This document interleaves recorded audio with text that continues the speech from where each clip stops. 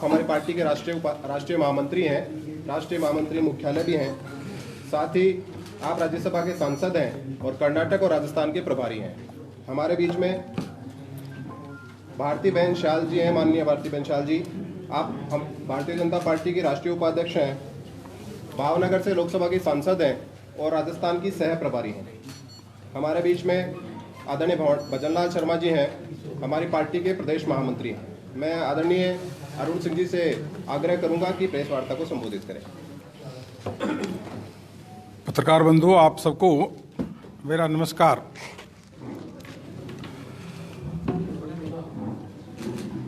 पिछली बार मैं आया था तो कई विषयों पर चर्चा हुई थी। अभी कुछ किसान नेता कांग्रेस और अन्य पार्टियों के समर्थन से आंदोलन भी कर रहे हैं और तो सीधे सीधे कांग्रेस के नेता, चाहे राहुल गांधी हो चाहे प्रियंका गांधी हो, यह सब भी बोलने लगे कि हम भी उनके साथ आंदोलन में मार्च करेंगे। कुल मिलाकर के पंजाब से उठा हुआ यह आंदोलन, पंजाब के ही मुख्य रूप से किसान वहां पे हैं, कांग्रेस का सीधे सीधे समर्थन रहा है। और कांग्रेस का सदैव यह चरित्र रहा है कि कभी किसी बात को कहना, उसका मांग करना और कुछ महीने बाद यू टर्न करना, सदैव विरोधाभास रहा है। उदाहरण के रूप में अगर देखें, जब विश्व के सबसे लोकप्रिय नेता माननीय प्रधानमंत्री जी ने पूरे देश भर में लॉकडाउन की घोषणा की, जिसके कारण कोरोना के महामारी से हम सब बच सके, पूरे विश्व भर के लोगों ने तारीफ किया। राहुल गांधी ट्विटर पे लिखते थे कि मोदी जी बताइए लॉकडाउन कब उठाएंगे। 7 मई को राहुल गांधी जी ने अपने ट्विटर हैंडल से लिखा कि मोदी जी बताइए लॉकडाउन कब उठाएंगे। और उसी समय कांग्रेस की सरकार 30 मई को पंजाब के मुख्यमंत्री लॉकडाउन की सीमा बढ़ा रहे हैं, कर हमको लॉकडाउन की सीमा बढ़ानी है। उन्हीं के मुख्यमंत्री 7 अप्रैल को राजस्थान के मुख्यमंत्री बोलते हैं कि हम लॉकडाउन को नहीं हटाएंगे। 29 अप्रैल को महाराष्ट्र के मुख्यमंत्री कहते हैं, उद्धव ठाकरे, हम लॉकडाउन की और अधिक समय तक एक्सटेंड कर रहे हैं। मैं पूछना चाहूंगा, 7 अप्रैल को जब राजस्थान के मुख्यमंत्री यह कह रहे थे कि लॉकडाउन की समय और हम बढ़ा रहे हैं, जरूरत है, उसी समय राहुल गांधी मोदी जी से पूछते हैं इसको कब उठाएंगे। इस प्रकार का विरोधाभास, आपस में विरोधाभास कांग्रेस पार्टी के अंतर्गत है और नेता के अंदर है। वैक्सीन की शुरुआत हुई, पूरे देश ने, क्या विश्व के लोगों ने भारत के साइंटिस्ट की तारीफ की। 2 प्रकार की वैक्सीन भारत बायोटेक और सीरम के माध्यम से देश में लॉन्च हुई और विश्व के लोग भी माननीय प्रधानमंत्री जी का और साइंटिस्ट का तारीफ कर रहे हैं। और राहुल गांधी जी 23 दिसंबर को पूछते हैं कि मोदी जी यह बताइए कि चाइना, रसिया, अमेरिका में वैक्सीन आ गई है, भारत में कब नंबर आएगा। यह 23 दिसंबर को राहुल गांधी पूछते हैं ट्विटर हैंडल से। और उसके बाद वैक्सीन आने के बाद, तुरंत वैक्सीन आ जाती है 1 हफ्ते के अंदर। वैक्सीन आने के बाद कांग्रेस के नेता शशि थरूर, जयराम रमेश, आनंद शर्मा यह भारत के वैक्सीन पर प्रश्न चिन्ह लगाते हैं, लोगों को भ्रम की स्थिति पैदा करते हैं। ये क्या भाई, आपके नेता एक तरफ कह रहे हैं कि वैक्सीन हिंदुस्तान में कब आएगी, जब भारत के साइंटिस्ट के द्वारा ही वैक्सीन लॉन्च हो जाती है तो 1 हफ्ते के अंदर ही आपके नेता उस पर प्रश्न चिन्ह लगाते हैं, साइंटिस्टों का अपमान करते हैं, लोगों के मन में भ्रम की स्थिति पैदा करते हैं। यह कांग्रेस का दोहरा चरित्र है, कंफ्यूज्ड पार्टी है। किसानों का ही ले ले, तो आपको ध्यान होगा कि 2007 में किसी मंत्री, उसमें शरद पवार थे जो कांग्रेस के गठबंधन के पार्टनर हैं, उन्होंने 2007 में कहा था और पत्र लिख करके कि एपीएमसी एक्ट में बदलाव करो, 2003 की स्थिति को, 2000 एपीएमसी को फ्री छोड़ो, यह प्रदेशों के लोगों को उन्होंने बोला एज अपना एग्रीकल्चर मिनिस्टर। 2019 के कांग्रेस के घोषणा पत्र में लिखा हुआ है कि कांग्रेस के शासन के, कांग्रेस ने के सत्ता में आने पे हम एपीएमसी को समाप्त करेंगे और फ्री मार्केट छोड़ेंगे, फ्री मार्केट। और यह कांग्रेस घोषणा पत्र में कहती है। और उसके बाद जब मोदी जी किसानों की आमदनी दोगुना करने का एक संकल्प लेकर के आगे बढ़ते हैं, 3 कानून ले आते हैं, उसके बाद उसका विरोध करना। आप खुद तो मांग करते हो, घोषणा पत्र में कांग्रेस लिखती है कि एपीएमसी एक्ट को समाप्त करेंगे और फ्री मार्केट छोड़ेंगे, कोई रिस्ट्रिक्शन नहीं होगा। और तो और उनके जो कैप्टन अमरिंदर, उनके मुख्यमंत्री ने 27 जुलाई 2016 को खुद लिखा, क्या लिखा कि we brought the Reliance group to Punjab that initiated retail agriculture business project of 3000 crore. This would have tripled the income of at least 1.5 lakhs farmer in 3000 villages, but Akali cancelled it. मतलब वह खुद ही बोल रहे हैं कि मैं रिटेल बिजनेस के लिए, रिटेल में एग्रीकल्चर को बढ़ावा देने के लिए प्राइवेट कंपनी को ले आ रहा हूं, लेकिन लोग रोक रहे हैं. और कई रिटेल के जो एग्रीकल्चर सेक्टर से कई इंडस्ट्रीज को ले आया कि रिटेल में अधिक से अधिक को, एग्रीकल्चर के रिटेल में अधिक से अधिक को इन्वेस्ट करें. वो खुद लिखते हैं 2016 में. और जब मोदी जी इसको ले आते हैं कि किसानों की आमदनी बढ़े, तो राहुल गांधी उसका विरोध करते हैं. अब आप देखिए कि यह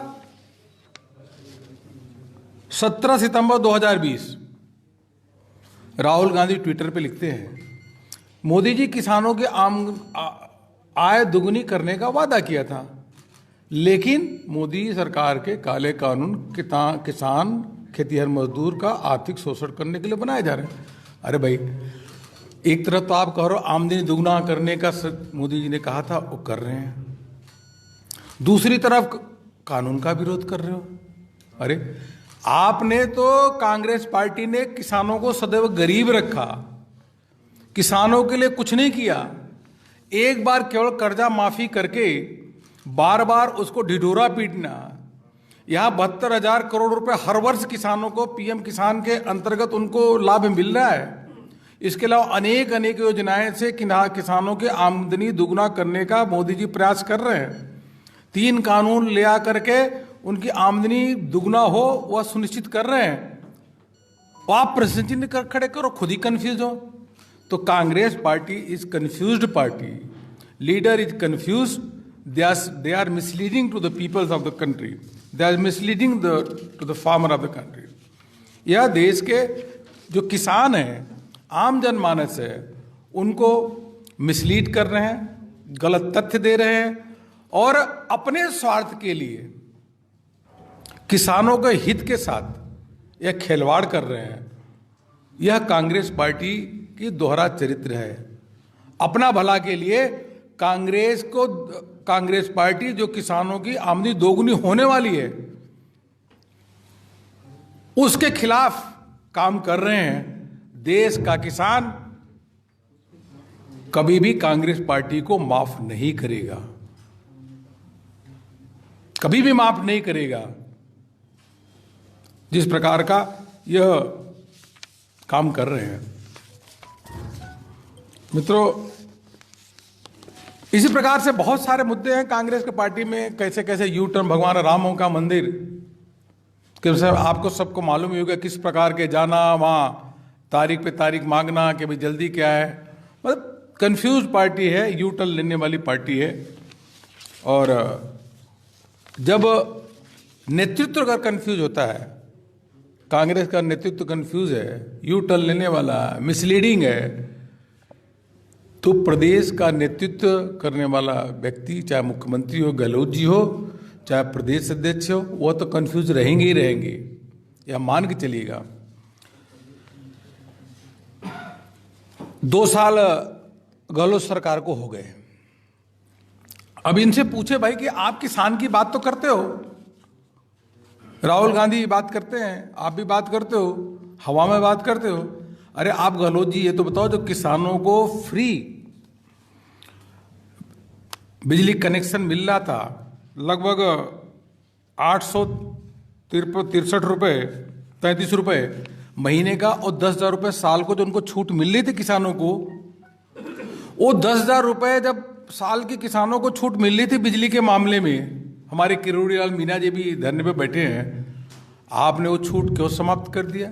जब हमारी भाजपा की सरकार थी वसुंधरा जी के नेतृत्व में, तो छूट दे रहे थे 10,000। तो आप तो किसानों के हितों पे कुठाराघात कर रहे हो। आपने कहा था किसानों का कर्जा माफ करेंगे, किसान दर दर की ठोकरें खा रहा है। राजस्थान में आपने किसानों की कर्जा माफ नहीं किया, एक कमेटी भी बनाई, लेकिन मार्च से आज तक उसकी बैठक ही नहीं हुई। बिजली के रेट कहे थे कि हम नहीं बढ़ाएंगे, लेकिन बिजली के लिए रेट लगातार आप बढ़ाते जा रहे हो। इस प्रकार का झूठ और फरेब जो कांग्रेस पार्टी के फितरत में है, उनके नेतृत्व के फितरत में है, इसी का कारण है कि देश भर से कांग्रेस का सुपड़ा साफ हो रहा है, लोगों का विश्वास खो चुके हैं। और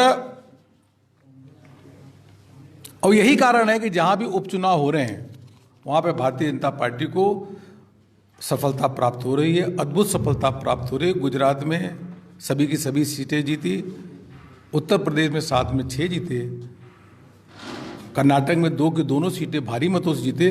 और तो और स्थानीय निकाय के चुनाव में भी भारतीय जनता पार्टी को बहुत जबरदस्त सफलता प्राप्त हो रही है। और राजस्थान के प्रदेश अध्यक्ष और पूरी टीम को, नेतृत्व को मैं बधाई देना चाहूंगा। यहां पे भी 21 जो जिला परिषद के चुनाव हुए, 14 सीटों पे भारतीय जनता पार्टी को विजय हासिल हुई, और 5 सीटों पे कांग्रेस को सफलता प्राप्त हुई। 14 और 5 यह रेशियो। इसीलिए मैं कहता हूं कि अगर आज चुनाव हो जाए तो जो प्रदेश की जनता में हाहाकार है गहलोत सरकार के खिलाफ, 3/4 सीटों से अधिक जीत करके भारतीय जनता पार्टी सरकार बना सकती है। This is the status. युवा परेशान है, हताश है, निराश है। बेरोजगारी भत्ता का वादा किया, आप उनको दे नहीं रहे हैं। 27 लाख युवा दर के सड़कों पे ठोकरें खा रहा है, और कह रहा है गहलोत जी हमको बेरोजगारी भत्ता कब दोगे? गहलोत जी तो बताएंगे नहीं। राहुल गांधी जी, आप आए थे उस समय राजस्थान की रैली में, और राहुल गांधी जी ने मंच से वादा करके गए थे कि 1, 2, 3, 4, 5, 6, 7, 8 में वादे पूरे कर दूंगा। राहुल बाबा, आप तो कम से कम बता दो कि राजस्थान के युवाओं को जो आपने कहा था, वादा किया था कि बेरोजगारी भत्ता देंगे, वो राहुल बाबा बेरोजगारी भत्ता युवाओं को कब मिलेगा? अब तो 2 साल पूरे हो गए। इसको उनको जवाब देना चाहिए। और प्रदेश की जनता हाहाकार कर रही है जिस प्रकार से डीजल पेट्रोल के दाम बढ़ाए गए। देश में सबसे अधिक अगर डीजल पेट्रोल के दाम हैं कहीं तो राजस्थान में। आखिर ऐसा क्यों? क्योंकि आम जनता की चिंता कांग्रेस पार्टी को नहीं है क्या? हरियाणा से 10 रुपए अधिक है। इस प्रकार की स्थिति है। महिलाओं के अपराध के मामले में नंबर 1 राजस्थान आता है।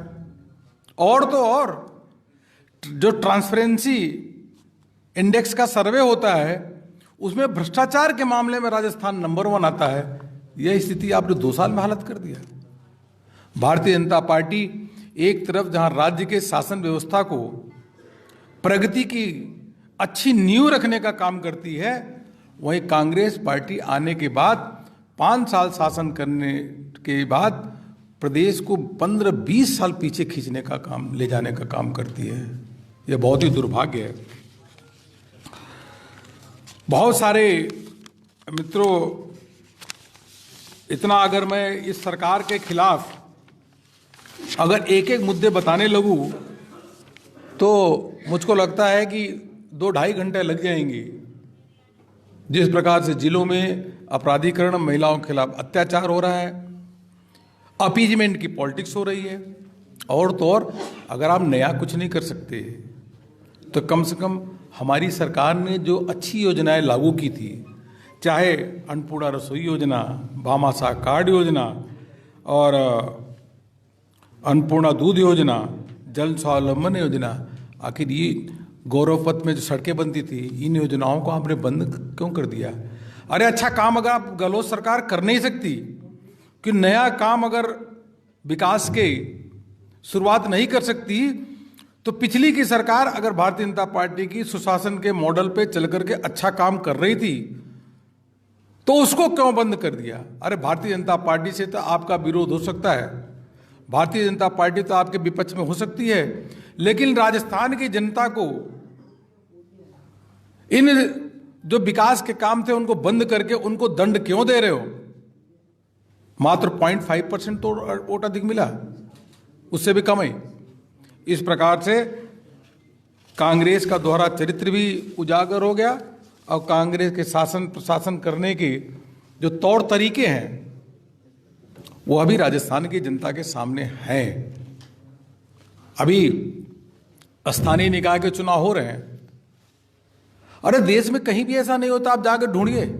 मैं कर्नाटक का प्रभारी हूं, वहां ग्राम पंचायत के चुनाव 86,000 ग्राम पंचायत के चुनाव 2 तारीख 22 और 27 दिसंबर को हो गए।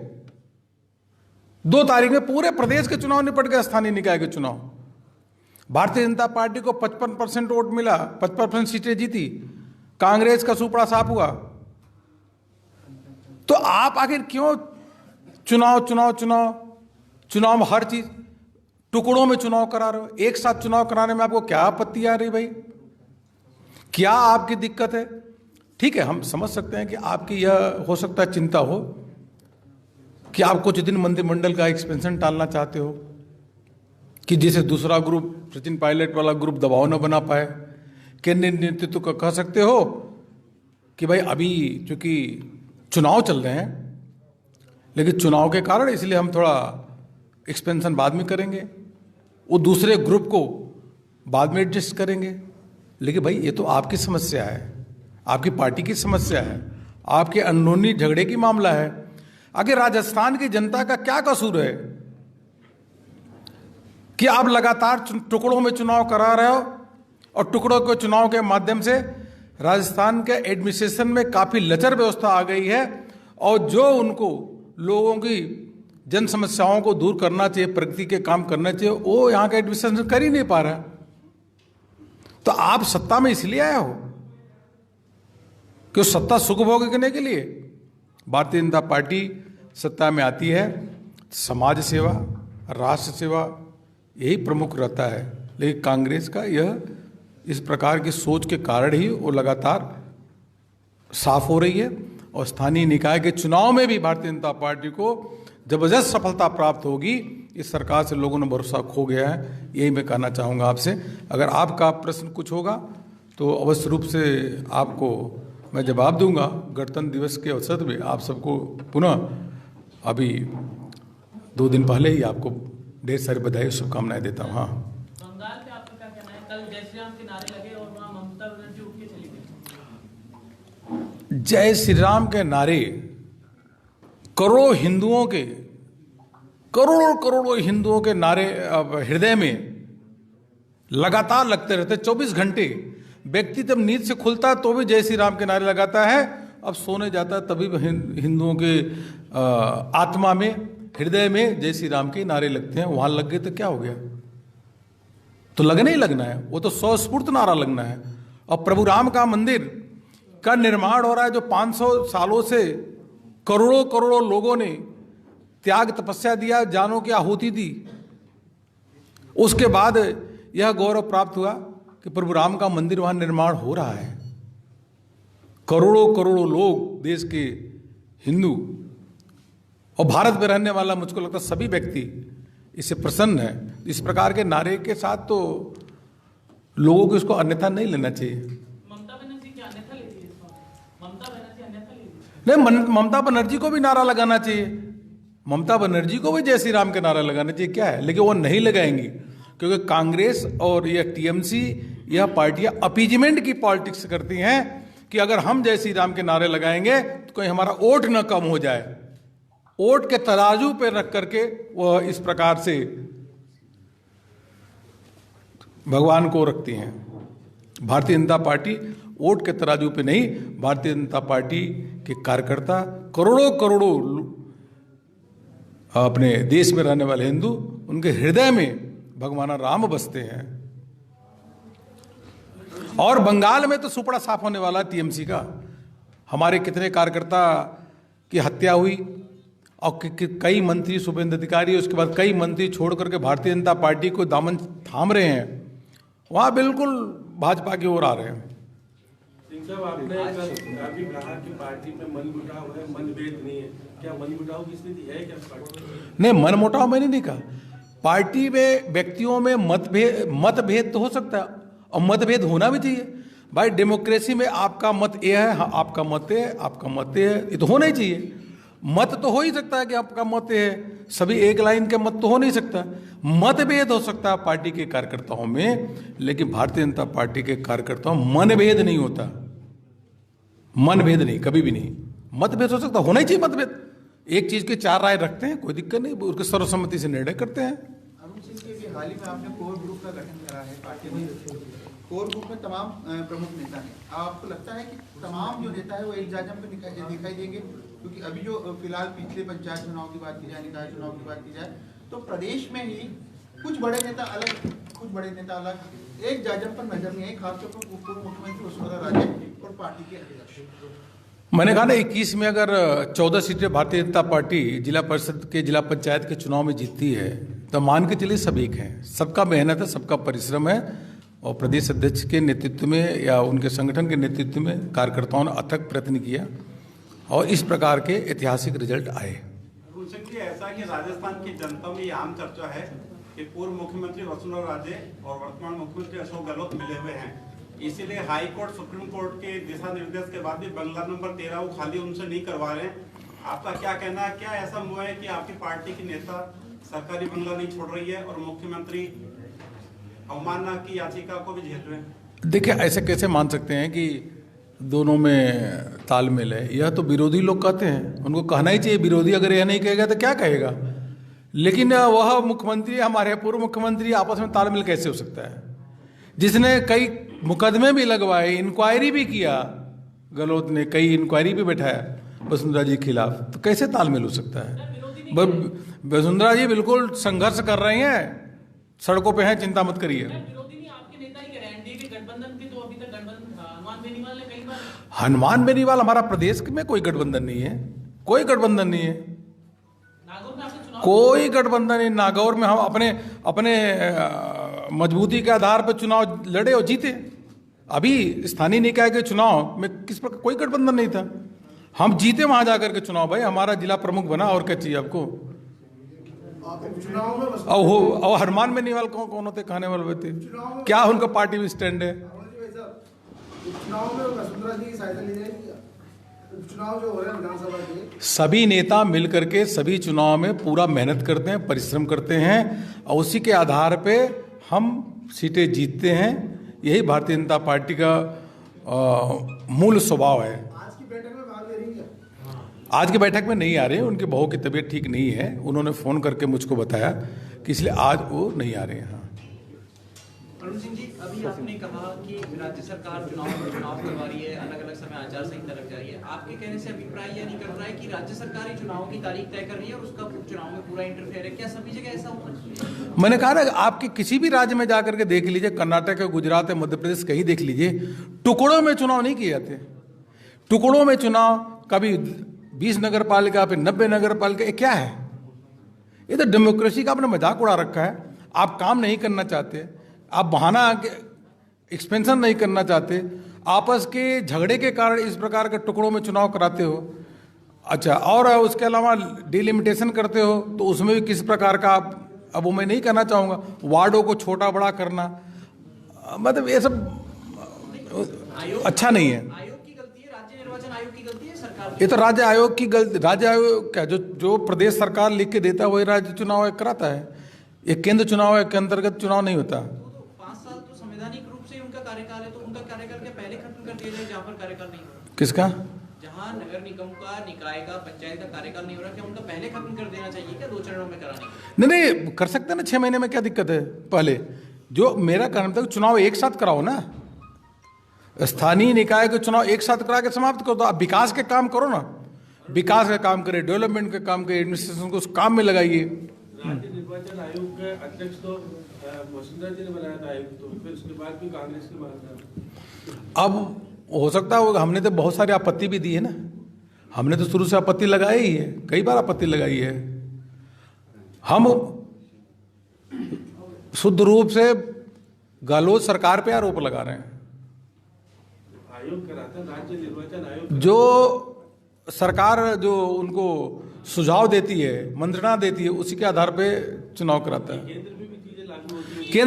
केंद्र पे नहीं, चुनाव आयोग केंद्र का केंद्र। गुजरात में राज्यसभा के चुनाव में ऐसा हुआ, एक कराई नहीं कराई, ये सारी चीजें। नहीं, देखिए ये आप भी जानते हैं कि जो प्रदेश सरकार जो होती है वो जिस प्रकार का मंत्रणा देती है उसी के आधार पर चुनाव आयोग चुनाव कराता है। हाँ, चुनाव आयोग प्रदेश का हो, उसमें दमदारी आ जाए तो कर ही नहीं, तब करा सकता है, लेकिन वो दमदारी आएगी नहीं, कभी भी नहीं आएगी। कोर कमेटी की बैठक में आज मुख्य एजेंडा क्या रहेगा? अब कोर कमेटी के बैठक का एजेंडा मीडिया में थोड़ी बता देता भैया। एक आपने फैसला लिया हर महीने कोर कमेटी की बैठक होगी। हर महीने कोर कमेटी की बैठक होगी। सदस्य आएंगे, जैसे आज वसुंधरा जी नहीं आ रही तो आगे भी। देखिए क्या है कि कभी जब भी कोई सदस्य नहीं आए, तबीयत खराब हो, तो जरूरी नहीं कि हर सदस्य आए ही, कोशिश रहती है कि सभी आए। हमारी भी कई बार वसुंधरा जी से बात हो चुकी है, बीच बीच में संपर्क संबंध होता रहता है, तो इसलिए कभी कोई सदस्य नहीं भी आ सकता है। कभी भी किसी राज्य के 100% कोर कमेटी के सदस्य ऐसा नहीं होता आए ही आए, किसी को कोई समस्या आ गई, परेशानी आ गई, नहीं आया। इसी से जुड़ा एक सवाल है। हाँ, चर्चा इस बात की भी प्रदेश में रहती है कि उपचुनाव जो कि काफी महत्वपूर्ण है, इन 4 सीटों के जो उपचुनाव के परिणाम आएंगे आने वाले 2023 के परिणाम को कहीं ना कहीं दर्शाने वाले होंगे, तो क्या इसमें और भी पार्टी के प्रदेश के बड़े नेताओं के चुनावी सभा या दौरे होंगे? क्योंकि अब तक कहीं नजर नहीं आया, नीतीश कुमार जी नजर आए। सभी के कार्यक्रम होंगे, सभी के कार्यक्रम होंगे। हमारा सामान्य रूप से केंद्रीय नेतृत्व जो है, टॉप का लीडरशिप है, वो किसी उपचुनाव में नहीं जाता कभी भी, ये एक पॉलिसी मैटर है। लेकिन प्रदेश के सभी नेता, बड़े बड़े नेता सब कार्यक्रम में जाएंगे, सभाओं को संबोधित करेंगे और सभी सीट जीतने का भारतीय जनता पार्टी प्रयास करेगी और जीतेगी। अरुण सिंह जी, सवाल है, चुनाव तो 3 साल बाद में होंगे लेकिन अभी आपके जो नेता हैं ये मुख्यमंत्री का चेहरा बनकर घूमने लग गए हैं, ये कह रहे हैं कि मैं मुख्यमंत्री बनूंगा, मैं मुख्यमंत्री बनूंगा, तो ये जो सिर्फ सोशल मीडिया में मैंने तो अभी तक जो देखा है, किसी ने ये नहीं कहा कि मैं मुख्यमंत्री बनूंगा। हाँ, आप लोग कह दे मुख्यमंत्री बनेंगे तो उसमें मैं क्या कर सकता हूँ। हमने तो नहीं सुना कोई अपने मुंह से कहा कि मैं ही मुख्यमंत्री बनूंगा। अब मीडिया कह दे कि ये भी मुख्यमंत्री, वो भी मुख्यमंत्री, जो अखबार में पढ़ता हूँ मैं, तो उसमें मैं क्या कर सकता हूँ। वो तो आप लोग कई मुख्यमंत्री बनाएंगे चुनाव तक, मेरे को मालूम है। कईयों ने बनाया मुख्यमंत्री, वसुंधरा जी मोर्चा बना, सतीश पूनिया मोर्चा बना, दिया कुमारी का मोर्चा बना हुआ है। देखो, सोशल, मैं यही कर रहा हूँ कि चुनाव तक बहुत सारे सोशल मीडिया के माध्यम से मुख्यमंत्री बनेंगे, बहुत सारे लोग बनेंगे, इसमें हम कुछ नहीं कर सकते। हाँ, मुख्यमंत्री का चेहरा बनना, कौन होगा, कैसे होगा, होगा कि नहीं होगा, यह हमारे पार्लियामेंट्री बोर्ड को निर्णय लेना होता है। वो पार्लियामेंट्री बोर्ड उचित समय पे निर्णय लेता है। तो क्या कोई यूथ को आगे बढ़ाने की योजना है पार्टी में, क्योंकि 2014-19 में मैंने कहा ना, ये भारतीय जनता पार्टी का पार्लियामेंट्री बोर्ड ही निर्णय लेता है कि कौन मुख्यमंत्री का चेहरा होगा, नहीं होगा। बिना, जैसे अब आप लीजिए, उत्तर प्रदेश का चुनाव हुआ, कोई मुख्यमंत्री का चेहरा नहीं था, उत्तराखंड में कोई सीएम का चेहरा नहीं था, और इसी प्रकार से अगर हरियाणा का पहला चुनाव लेंगे, महाराष्ट्र का पहला चुनाव लेंगे, तो कोई मुख्यमंत्री का चेहरा नहीं था। कई राज्यों में मुख्यमंत्री का चेहरा होता है, कहीं पे नहीं होता। यह शुद्ध रूप से भारतीय जनता पार्टी का पार्लियामेंट्री बोर्ड उस पर निर्णय लेता है उचित समय पे। विधायक दल का रोल नहीं करेगा, पार्लियामेंट्री बोर्ड करेगा। हाँ, ये पार्लियामेंट्री विधायक दल नहीं ना, ये विधायक दल नहीं, पहले पार्लियामेंट्री बोर्ड निर्णय करता है, जीतने के बाद विधायक दल का रोल आता है। चुनाव से पहले पार्लियामेंट्री बोर्ड, आप तो कह रहे हो पार्लियामेंट्री बोर्ड करेगा आपको निर्णय सब कुछ, जैसे हाईकमान कांग्रेस में होता है वैसे आपके भी होने लगा, आजकल 2 ही निर्णय करते हैं। पार्लियामेंट्री बोर्ड ही निर्णय करता है। वो चुनाव जीतने के बाद विधायक दल नेता अपना चुनता है, चुनाव से पहले पार्लियामेंट्री बोर्ड निर्णय करता है। ये जो ठीक। पार्टी में आपके मतभेद बता रहे हैं, खींचतान चल रही है, असंतुष्ट धड़े के नेता जो है वो रोज बैठ के कर रहे हैं, पार्टी में एकजुटता कहीं नजर नहीं। भैया मैं बताऊं आपके, आपने के लिए क्या करेंगे? मैं ये आपसे निवेदन करूंगा कि अगर आपके मीडिया में भी 3 दोस्त होंगे तो एक चीज पे राय पूछ लीजिए, तीनों के अलग अलग मत होंगे। अगर 3 लोगों के अलग मत नहीं होंगे तो एक ही आदमी सफिशिएंट है काम करने के लिए, 2 की जरूरत ही नहीं है। उसी प्रकार से पार्टी में भी मत अलग अलग होते, डिफरेंसेस ऑफ ओपिनियन होना ही चाहिए, लेकिन मतभेद होता है, मनभेद नहीं होता। We are one with the differences of opinion अलग होना ही चाहिए, अलग अलग राय होनी चाहिए, लेकिन राय के बाद सर्वसम्मति किसी चीजों पे हम लोग बनाने का काम करते हैं। ये मतभेद इतनी बड़ी खाइयां पैदा ना कर दे आने वाले वक्त में, जब आप चुनाव के लिए जाए तब तक चलिए, जब मनभेद नहीं है तो खाई कहां से होगी। बहुत बहुत धन्यवाद, थैंक यू।